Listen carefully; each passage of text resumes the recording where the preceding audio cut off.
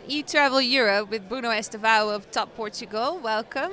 Hi. Your presentation was about digital revolution in airline industry, but there are so many aspects to airlines that you can digitalize, like booking, security, all that stuff. Where do you start?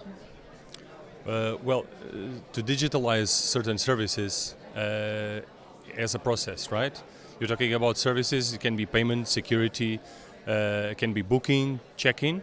So everything needs to be assembled in order to give the passenger a road to conversion, a road to happiness, to ensure that he is satisfied in each step. So the passenger wants to pay, he has freedom to pay with whatever exists in the market. You can pay with MasterCard, but the new generation talks about Apple Pay, for example, right? So you need to adapt to the new generation that is entering the market. So when you talk about check-in, that traditional ticket in paper that you usually have in your hand needs to be replaced by something on your mobile phone. Just pick up your mobile phone and do the check-in easily, right?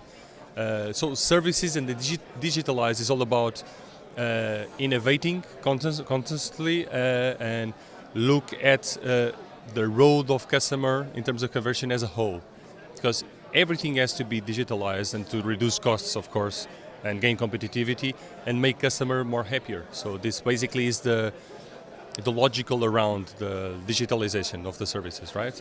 I'm working in digital since 2012, and services were one of the components that I started to learn, to understand, because things are developing rapidly. So what is today the latest trend, maybe within a year we'll have something different, so it needs to be updated frequently. But digital transformation has also caused the biggest disruptors in your industry to rise, namely EasyJet and Ryanair.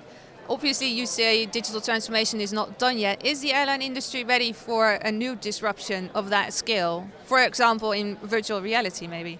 Well, if the airline industry is ready for that transformation, well, I would say that we have a mixture of realities currently, because there's an old system of the industry that the airlines are still attached to, and there's a new reality with new players. We didn't talk about Google 15 years ago, or Facebook, or other players, startups including. And these two realities, what I see in the future is, okay, low cost brought a new business model and help to push up this digital revolution, but maybe also low cost will have to develop certain issues or certain aspects of this change or transformation. But legacy carriers are speeding up, trying to catch, and I see a certain sort of convergence, right, in terms of business model. And this increased reality or augmented reality is a new trend. I like it. I was in the presentation and I like it. The fear comes only from, in what point this competes with people wanting to travel. Because, answering your question about it specifically, I would like to visit, everyone would like to visit every corner of this planet, but some visits can be made on this perspective and you won't need to go there. Right? It's a question that you can pose yourself. But this is innovation. I would put this on the innovation square, right? So, but in 10 years' time, are we still flying Top Portugal? Yes, I hope so.